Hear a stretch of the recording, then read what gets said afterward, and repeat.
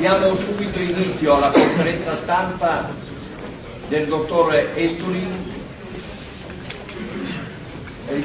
su richiesta del nostro gruppo Libertà e Democrazia. È assente per motivi di salute il presidente onorevole Ferrer.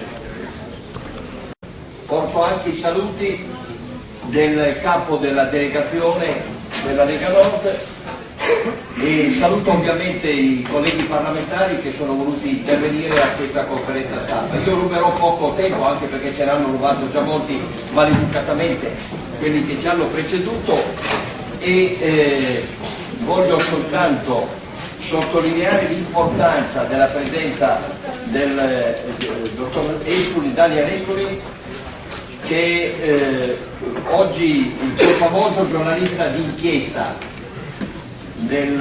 europeo che è riuscito ad entrare nei Sancta Sanctorum di una delle organizzazioni mondialiste più importanti, forse la più importante, il Bilderberg il club Bilderberg, del quale ha rivelato con un'opera uscita 3 anni fa negli Stati Uniti e che ha ormai edizioni in decine e decine di paesi di tutto il mondo, e la cui presenza oggi è molto importante perché siamo alla vigilia, durerà 3 giorni a partire da domani in Spagna, una riunione decisiva di questo gruppo occulto di potere economico, finanziario e politico, di cui il nostro ospite, gradito ospite, riesce oggi a darci già in anteprima mondiale il programma, quello che non leggerete, non avreste letto se non ci fosse stata questa conferenza stampa sui giornali di domani mattina. Saluto i parlamentari della Lega Nord, Scotta, e ringrazio anche tutti i funzionari del nostro gruppo che hanno reso possibile il successo di questa iniziativa. La parola al dottor Estulin. Thank you, Mario. Thank you. Thank you very much, everybody, for coming. My name is Daniel Estulin.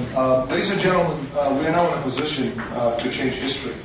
I finally believe that mankind has a future. A once demoralized population with no moral purpose is coming out of a prolonged slumber. In this general awakening, people are beginning to ask the right questions. It is no longer what will I get out of it, but rather what's right. It's an international phenomenon of response and reaction to an overly felt perception that the entire world is doomed to catastrophe unless we, the people, do something about it. I've written a book on the subject of the Bilderberg Group. This book, in a way, has become the catalyst for a movement around the world. Now, we don't have a lot of time, so I would like to explain to you what Bilderberg is and why it must be stopped. And also, I would like to start with saying to you that Bilderberg is the old NATO alliance. It was born in 1954 as a group, basically what they themselves call the aristocracy of purpose between American and Western European alliances on the best ways to manage the planet. We're talking about the presidents and prime ministers of every European nation, Prime Minister of Canada, President of the United States. We're talking about the leading 50, 60 CEOs of the world's most powerful corporations. We're talking about European royalty, commissioners, senators, congressmen. And of course, we're talking about the world's leading press, the New York Times, the Washington Post, Wall Street Journals, Time Magazine, Le Monde from France, Grupo Prisa from Spain, which is one of the reasons we might not hear a lot about the Bilderbergers, or actually the group, until I've written a book on them, because these organizations, media organizations, are sworn to secrecy. Now, it's very interesting that a lot of the Bilderbergers, a lot of the attendees, members of the European Parliament, also members of the Bilderberg Inner Circle. I'm talking about Barroso, who was a member of Bilderberg. I'm talking about Van Rompuy, who attended last year's Bilderberg meeting, gave a brilliant speech, or at least that's what the Bilderbergers thought. And shortly after, he became the man in Europe. We're talking about Jean-Claude Trichet, also member of the Bilderberg. We're talking about Peter Sutherland from England. From England, I'm sorry, I meant to say Ireland. And again, these are officials unelected by anyone who represent people, apparently 500 million people in Europe. Again, they're not working for the interests of nation-state republics. We're going to talk about nation-states. We're going to talk about the future of Europe. They rather represent the very small interests of a very powerful group of people, and unknown in most circles, called the Bilderbergers. Now, in the world of international finance, there's those who steer the events and those who react to the events. While the latter are better known, they're greater in numbers and seemingly more powerful. True power rests with the former. And at the center of this global financial system are the oligarchy, today represented by the Bilderberg Group. Now, Bilderberg organization is dynamic in that it changes with the times, absorbs and creates new parts while excreting the remains of the decaying parts. Members come and go, but the system itself has not changed. It is a self-perpetuating system, a virtual spider web of interlocked financial, political, economic, and industry interests. Now, Bilderberg isn't a secret society. It's not an evil, all-seeing eye. There is no conspiracy, even though a lot of people with their infantile fantasies see it as such. No group of people, I don't care how powerful they are, sit around a table in a dark room, holding hands, staring at a crystal ball, planning the world's future. It is a meeting of people who represent a certain ideology. That ideology isn't a one-world government or new world order, as too many people mistakenly believe. Rather, the ideology of one world company limited. Back in 1968, at the Bilderberg meeting in Canada, George Ball was then the Undersecretary for Economic Affairs with JFK and Johnson. He said, "Where does one find a legitimate base for the power of corporate management to make decisions that can profoundly affect the economic life of nations to whose governments they have only limited responsibility?" Now, the idea behind each and every Bilderberg meeting is to create, as I said before, what they call the aristocracy of purpose between European and North American elites on the best ways to manage the planet.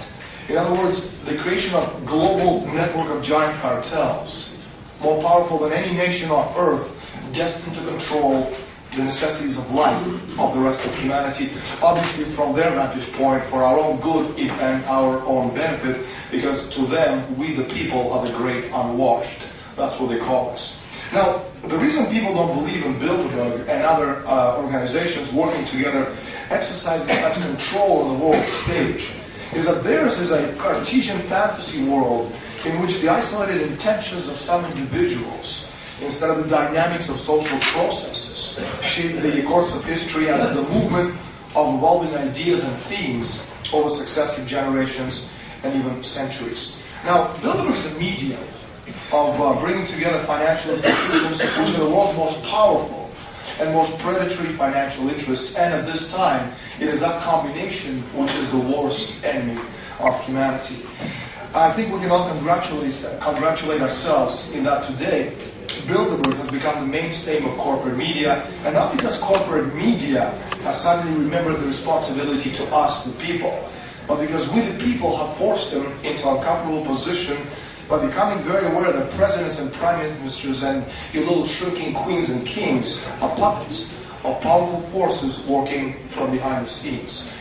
Something has happened to us, the people in the midst of this general economic collapse.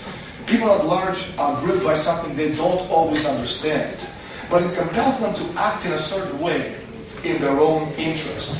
That's why they're doing in Greece, and that's what they're doing in Spain, and that's what they're doing in the United States. It's called anthropic principle. It's like a tidal movement came upon us and washed away our fears. As people realize that their existence is threatened, they have lost their fear, and Bilderberg and others are beginning to sense it. Perhaps that's why in a recent Council on Foreign Relations speech in Montreal, Zbigniew Brzezinski, one of the founders of the Trilateral Commission, warned that a global political awakening in combination with infighting amongst the elite was threatening to derail the move towards a one world government. You see, people at this table come from very different ideological and political backgrounds. Now, what unites us, however, is that we're all patriots. All those who oppose us, those who work for secret societies, who have sold their nations out for a pound of flesh, they're traitors. Not only traitors of their people and nation, but also traitors of humanity as a whole. Now, the subject of this press conference is Bilderberg towards One World Company Limited. About 650 years ago, the economy of Europe had collapsed into what is known as Europe's New Dark Age, the greatest economic and demographic collapse of Europe since the collapse of the Roman Empire. But then in the middle of the 14th century, much of the power of the oligarchy who ruled the world then suddenly and abruptly disintegrated. This disintegration erupted as a sudden chain reaction collapse of the worst financial bubble of debt speculation in history until now, that is, when the banking houses of Bardi and Peruzzi went under. This disintegration or collapse of the Lombard debt bubble caused a collapse in the power amongst the oligarchical families. Now, what does it have to do with Bilderberg? You see, modern history supersedes medieval history at that point on multiple issues. Well, on the one hand, the conception of the modern nation-state republics under the government of natural law. If you've been listening to Nigel Farage speak in the European Parliament, very, very often he will speak about the meaning of nation-state republics. Don't take that concept lightly. It's the most important concept developed over the last 650 years of our history. And second is the central role of the fostering of scientific and technological progress as the mandate given to the Republic. Now, these two ideals represent a crucial argument. Their existence as institution in any part of Europe changed everything in all of Europe because these institutions increased the rate of development of per capita and per square kilometer of mankind over nature. So, no nation could afford not to progress, not to develop for the fear of being left hopelessly behind. And the first success occurred in France with Louis XI, who doubled per capita income of France and defeated all of France's enemies. Louis XI's success sparked a chain reaction in other nations, beginning with England with Henry VII and also elsewhere. Now, another key idea to come out of Council of Florence, which was later implemented in the United States, is a universal principle of general welfare, on which all of modern civilized society is based. Now, general welfare doesn't mean a useless bum sitting on a couch eating a pizza, slobbering all over himself, watching television while he's waiting for the government check to arrive. It is a question of immortality. What's the intention of the existence of man and government? It's to provide for the welfare of future generations of mankind, to ensure survival as the species. The principle of the general welfare, as expressed in the summation in the preamble of the Federal Constitution of the United States, is the fundamental law. So how is it related to today? And I have another couple of minutes to go and I'll finish and you can ask me questions. You see, the people such as the Bilderbergers, what they want is an empire. That's what globalization is, just another word for an empire. And too many people believe that in order to have an empire, you need money. You have all heard the phrase, the money elite. But you see, money is not a determinant of wealth and the economy. Money doesn't make the world go round. Money has no intrinsic value. Human mind affects that development. And this is how we, the people, and mankind is measured.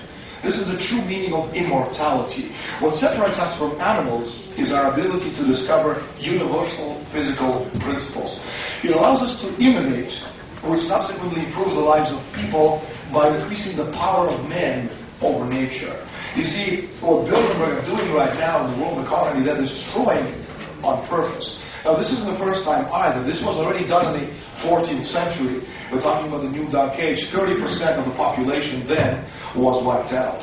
And one of the things we're seeing right now, the concepts of zero growth, zero progress, these are not new concepts. Bilderbergers and their cohorts, they know exactly what they're doing. Back in 1973, Club of Rome came up with a paper called The Limits to Growth. CFR, Council on Foreign Relations, that's the American cousin to the Bilderberg group, they came up with a Project 1980s paper promoting controlled disintegration of the world economy. And of course, Bilderberg themselves, in the mid-1990s, came up with a very interesting concept, demand destruction. Now, how do you destroy demand? Well, you destroy demand by destroying the world economy on purpose. If you go back to the Great Depression, it really wasn't a Great Depression at all. It was simply a transfer of wealth. Okay, the Great Depression was not an event that wiped out American capitalists. You see, we're talking about the question of leadership and the question of immortality. All of the leaders of society, especially in times of crisis, are leaders because they measure up to some approximation of that standard. We're talking about a greater good for humanity. Now, I'm not talking about a scientific problem or economic problem, but rather a morality question, a question of immortality. Do we as nation states as people of the planet, believe in the future of mankind. And what kind of future will that be in 100, 200, or even 500 years from now? Do we have a right to dream? And if we have a sense of purpose for being here, then the bad guys simply can't win. And finally, in closing, I'm talking again about nation-state republics. We should be a fraternity of nations, of sovereign nation-states, united by a common purpose for humanity. And until we can bring mankind into the age of reason, history will be shaped in actuality, not by the wills of masses of humanity, by a mere handful who, for the purposes of good and evil, steer the fate of mankind, generally as herds of cows are steered to and from the pasture, and occasionally also to the slaughterhouse. I'll stop right now and welcome your questions. Thank you very much.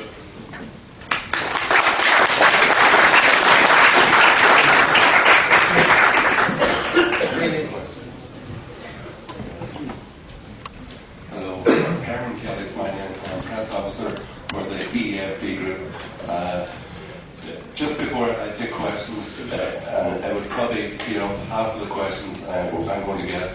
I'd like Daniel to say a few words about the relationship between the Bilderberg group and the EU institutions and the personnel within the EU institutions who have power. So maybe if you can come up perhaps half the questions. Could you give us a few words on that, please, Daniel? As I said before, Bilderberg is part of the world elite. None of the institutions, none of the individuals who form part of the Bilderberg group, be they from France or from Germany or from Ireland, none of the people who are part of the Bilderberg group are actually working for the good of the nation. I already have the list of agenda items which was leaked to me from inside Bilderberg in a circle. The Bilderberg meeting starts the day after tomorrow in Spain.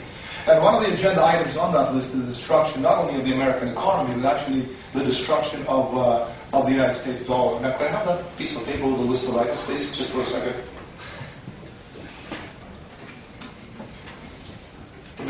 Some of the items on the Bilderberg agenda, which starts again tomorrow, is will the euro survive? Developments in Europe. Euro's exit strategy on hold, question mark. So, and finally, the last question, the future of US dollar, alternative scenarios. Now, if the American dollar plunged, the collapse of fictitious massive outstanding dollar-denominated internal credit brought about by either devaluation or a hyperinflation, or when nominally United States dollar-denominated obligations would in itself prompt the sudden collapse of the entire world physical economy. Now, do American attendees to Bilderberg Conference understand this? Of course they do. Do the French attendees to Bilderberg Conference know this? Of course they do. What about the German attendees? Of course they do. Why aren't they representing their nation states and fighting for the betterment of their cultures? Because they're traitors. They don't work for their countries, they work for Bilderberg. And Bilderberg's idea is, again, not one world government, but rather the creation of one world company limited. And that's incompatible with the idea of nation-state republics. So anybody who attends Bilderberg, such as Barroso and Trichet and Van Rompuy, they're enemies of humanity. Any questions, please? Michelle, please, in the blue. From Spanish news, from Spanish national radio. I'm sorry for my English because it's not so good. Maybe I misunderstood you a bit, but if I well understood, you said, apparently you suggest that the European Union is some kind of, and especially the European Monetary Union is some kind of a product of this conspiration of Bilderberg Group. At the same time, you are suggesting that the crisis now is a production of this Bilderberg Group. I think there's a clear contradiction because one of the victims of this crisis is the euro. So I don't quite understand the question. Yeah, you are suggesting that the euro, the European money, the European coin, is a product of this Bilderberg Group.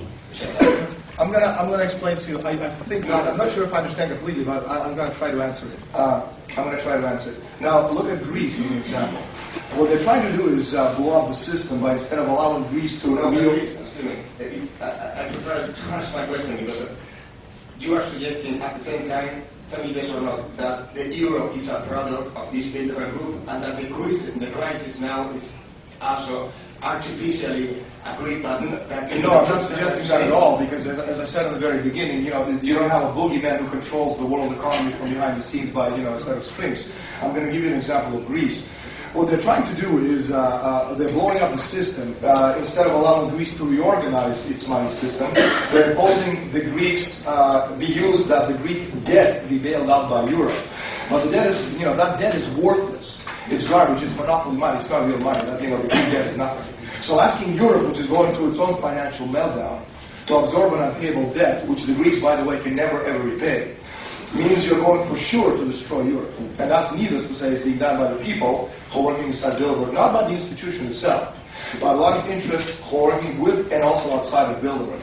And also, it is being done on purpose because nobody, not even Barroso, with all due respect to him, is absolutely intellectually challenged, or Jean-Claude Trichet, possibly not understand that this is... Per quanto riguarda Barroso, io voglio ricordare che nell'aula di Strasburgo io ho avuto occasione di rivelare all'opinione pubblica, e circola tra l'altro su internet il filmato di quell'intervento, la vicinanza o l'appartenenza di Barroso al club Bilderberg, una notizia che non era fino ad allora circolata, e è stata una visita preventiva prima della nomina di Barroso, e questo si è ripetuto in altre occasioni, cioè questi personaggi spesso devono ricevere, come dire, la benedizione di questi gruppi, la trilaterale o in questo caso del Bilderberg Club, prima di poter assurgere a cariche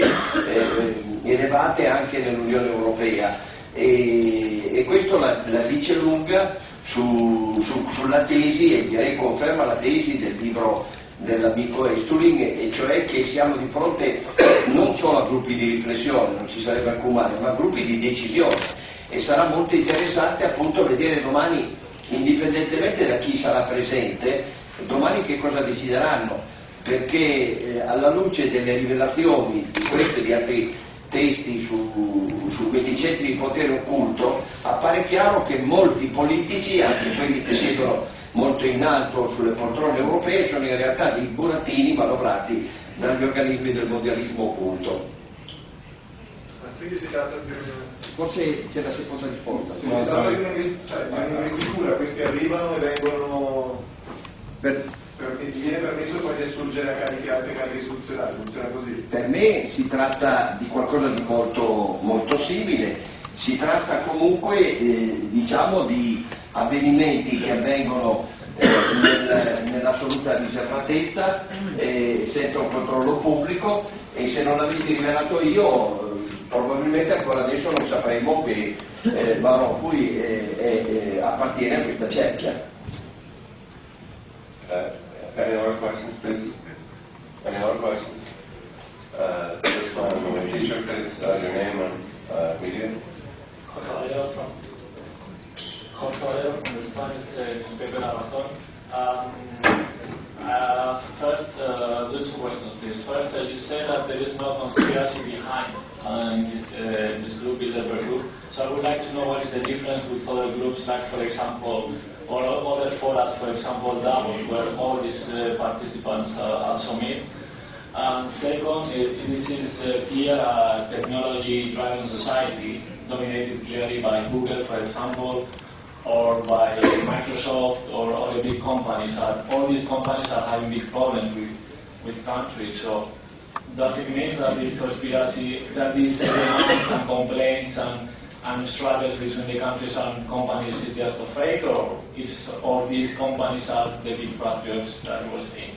Well, first of all, the difference between Davos and Bilderberg is that press is invited to Davos, and it's reported in every mainstream publication, and press is not invited to Bilderberg. Only those who actually attend the meeting itself are present, and no one else. And it's very, very strange that you have the presidents of every European nation, the president of the United States, and the prime minister of Canada in one room, and there's no press outside wanting to know what these people are talking about. You have the royalty on top of that. You have the top 50, 60 CEOs of the leading corporations in the world, and again, there's no one out there. You have all the pomp and all the fair when Davos, which is basically just a talking society, is just a workshop. When you compare it to Bilderberg in terms of heavy weights. And the fact that when David Rockefeller comes anywhere, to promote his book and talk about his dentures, you have 300 journalists wanting to know what he thinks. And then when you put all these people in one room, there's actually nobody there to cover it. And if you want to talk about also press itself, you go to Reuters and you try typing Google, type Bilderberg, you're going to get 0 answers. Well, how is that possible? But they're not a secret society. Again, there's no conspiracy here. It's not very difficult to understand. But and your second question is, we're seeing right now a general, breakdown of the world financial system. Actually, the world financial system is dead. What we're seeing right now, the after effects of that, of that death. And the example of that is Europe or Euro. And we've been told that Euro might be saved, which is one of the reasons why we're seeing $750 billion of illegal money being poured into Greece, but Maastricht Treaty does not allow that. And we've also been told that Euro's failure would bring down the European Union, and of course that's a big lie to scare people. Instead of a weak, dysfunctional European monetary union, we should go back to being independent nation-state republics, the Europe of the fatherland, as de Gaulle said long time ago. And we should stop paying attention to Merkel's and Sarkozy's of this world because, again, they're members of the Bilderberg group and they in no way, shape, or form represent the interests of the people. Any more questions, please? This man in green, please. Yes, my name is Luke Riffel-Reed. I'm just a citizen who Those are additional questions from, is it press conference? Yes, just an addition. I've made some investigation on Bilderberg and what's around, and I've learned, found out that I want to go to one world currency, first of all. Okay.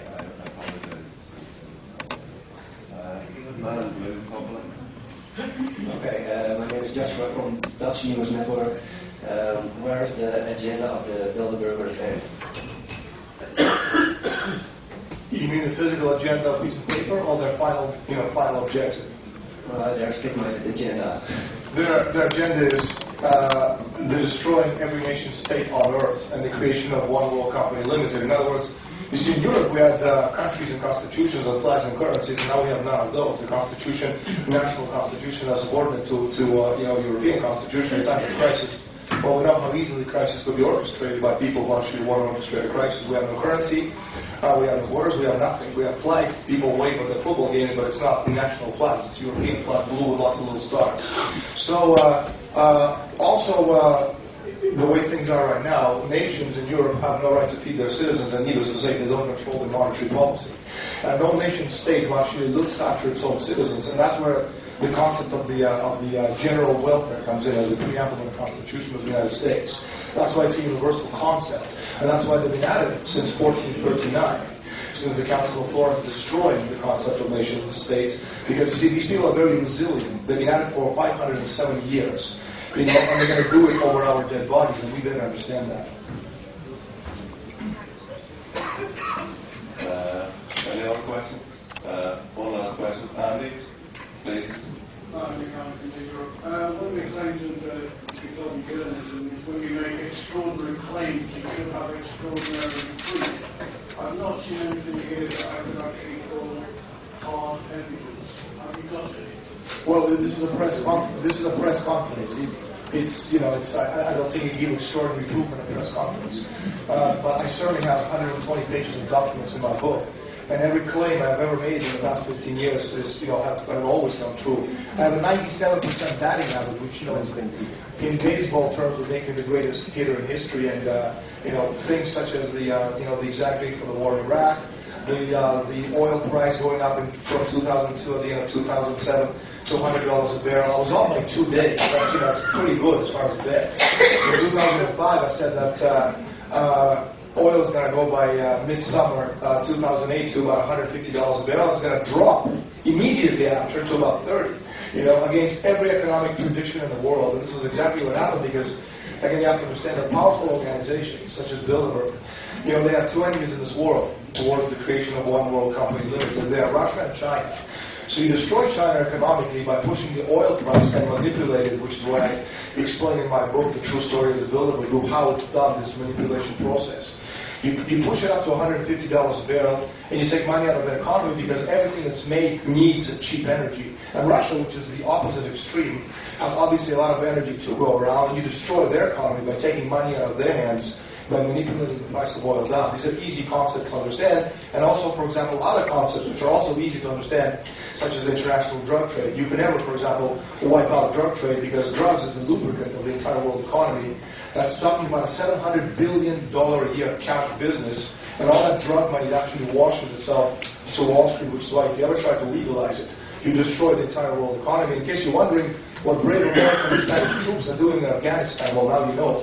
They're there making sure that nobody touches the drugs, because that drug has to make its way to Wall Street, especially in the economic down cycle we're living through right now.